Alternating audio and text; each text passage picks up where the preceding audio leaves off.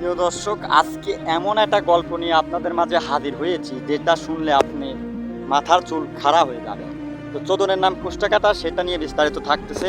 মাঠকে মাঠ দেখতে পাচ্ছেন, কুষ্টা বোনা। এই কুষ্টা আবাদ করলে কত ইনকাম বা কেমন খাটনি, লাভ কেমন, সেই নিয়ে বিস্তারিত থাকতেছে আজকের এই ভিডিওতে। অবশ্যই আশা করছি আপনি ভিডিওটি ধৈর্য সহকারে দেখতে থাকবেন।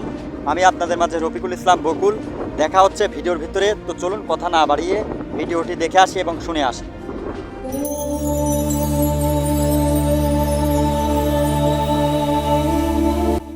খাটনি আর খাটনি, কষ্ট আর কষ্ট, এরই নাম হচ্ছে চোদনের নাম কুষ্টা কাটা। মাথার ঘাম পায়ে ফেলে একসাথে ধরিয়ে কুষ্টা কাটা হয়, পাট কাটা হয়। এই দুনিয়ায় যত খাটনি আছে, পাট কুষ্টা কাটার উপরে কোনো খাটনি নাই। হয়তো আপনার জানতে কষ্ট হবে, কিন্তু এটাই সত্যি, এটাই বাস্তবতা। শুধু এখানেই শেষ নয়, বাস্তবতার সাথে তাল মিলিয়ে আমাদের দুনিয়া চলছে।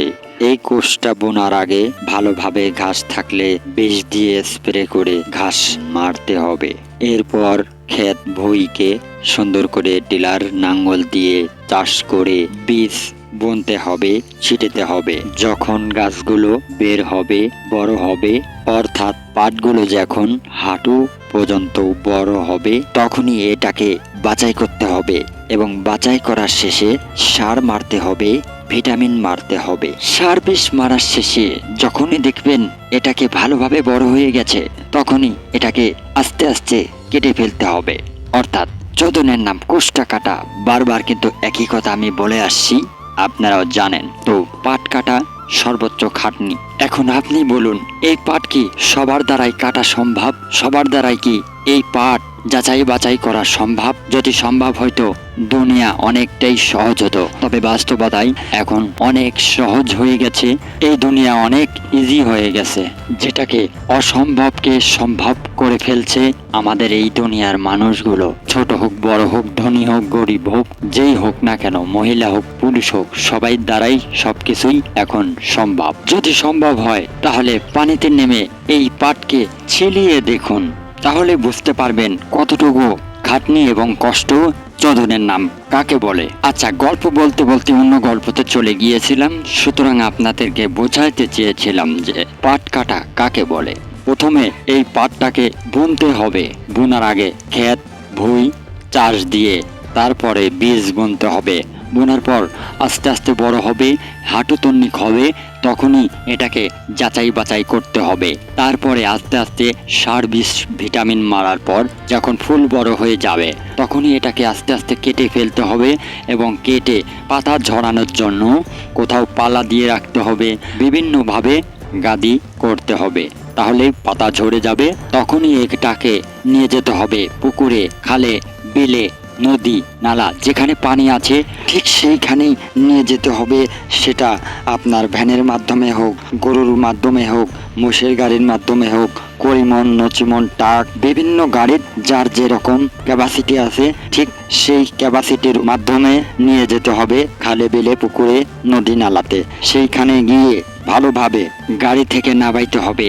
নামানোর পর এটা মাথায় দিয়ে হোক আর যেমন করেই হোক পুকুরে আপনার ফেলে দিতে হবে। অর্থাৎ পাটের কুষ্টার আটিগুলো পানির উপরে ভাসাতে হবে। ভাসানো হয়ে গেলে এটাকে অনেক মাপঝোপ প্রসেস করতে হয়। অর্থাৎ পাটকে 20টা 15টা যে যেমন পারেন 20টা 25টা করে আটি বাঁধতে হবে একসাথে। এটাকে বাঁধা হয়ে গেলে পলিথিন দিয়ে উপরে চাপা দিতে হবে যাতে করে শক্ত হয়ে থাকে। এরপরে শক্ত হয়ে থাকার পর এটার উপরে ইট, মাটি, খোয়া, যার যেমন ক্যাপাসিটি আছে, অর্থাৎ ক্যাদো নিচ থেকে, পুকুর থেকে, পানির গভীর থেকে এই ক্যাদোটাকে তুলে ওই পাটের আটির উপরে রাখতে হবে। যখনই দেখবেন এটা নিচে নেমে গেছে, পানি সই সই হয়ে গেছে, তখনই এটাকে ওইভাবেই রেখে দিন। আস্তে আস্তে 7 দিন, 10 দিন, 15 দিন যাওয়ার পর এটা এমন পরিবেশ এসে গেছে যে এটাকে ছুলে ফেলতে হবে।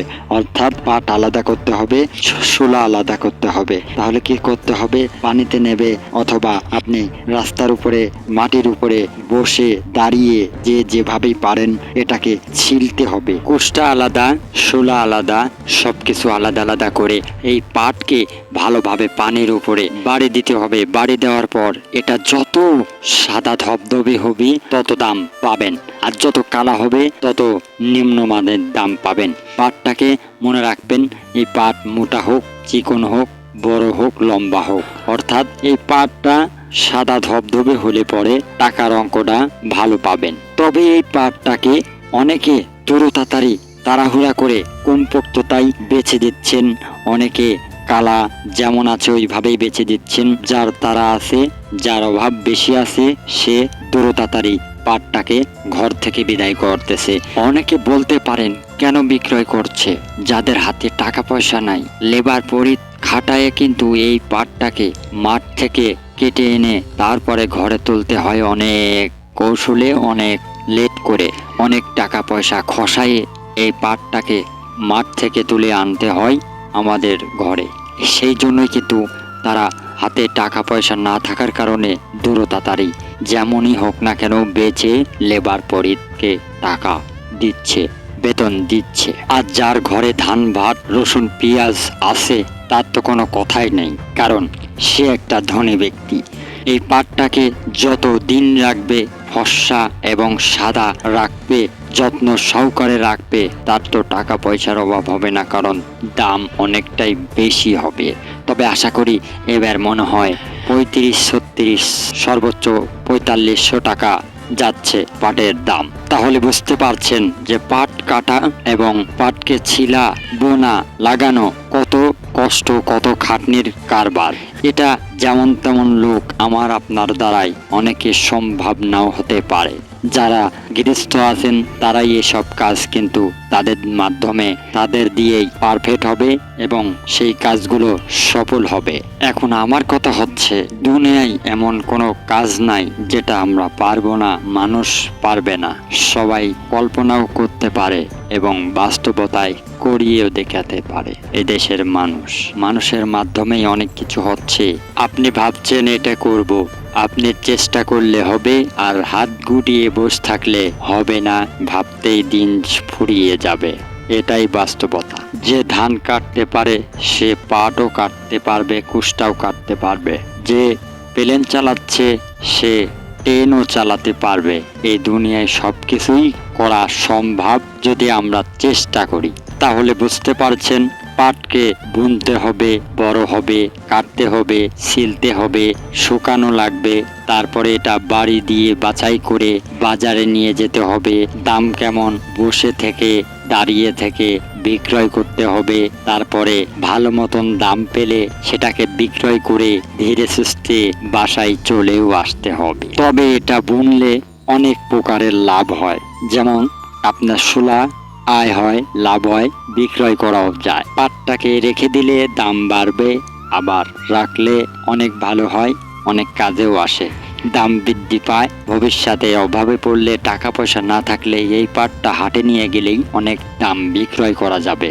তবে এক সময় পাটের থেকে শোলার দামটা অনেক বেশি, কারণ শোলাটা মানুষ ইউজ করে, প্রত্যেকটা বাঙালি শোলা ইউজ করে। যেমন ধরুন, এই শোলাটা চুলা ধরানোর সময় লাগে, ঘুটা দলি বানানোর সময় লাগে এই শোলা, এবং এই শোলা দিয়ে অনেক ফ্যাক্টরি যায়, যার কারণে শোলাটা অনেক কাজে আসে, দামও বেশি এই শোলার। তাহলে আশা করি আপনি বুঝতে পেরেছেন পাট বোনাটা কত প্রকারের লাভ, খাটনি থাকলেও লাভ অনেক বেশি। তো দর্শক বন্ধুরা, ভিডিওটি শেষ পর্যায়ে চলে এসেছি। অবশ্যই ভিডিওটি ভালো লাগলে লাইক, কমেন্ট, শেয়ার করুন এবং মতামতটা কমেন্ট করে জানাবেন কেমন হয়েছে। আজকের মতন বিদায়। আমি আপনাদের মাঝে রফিকুল ইসলাম বকুল। দেখা হবে অন্য কোনো ভিডিওতে। ততক্ষণের জন্য ভালো থাকুন, সুস্থ থাকুন। আল্লাহ হাফেজ।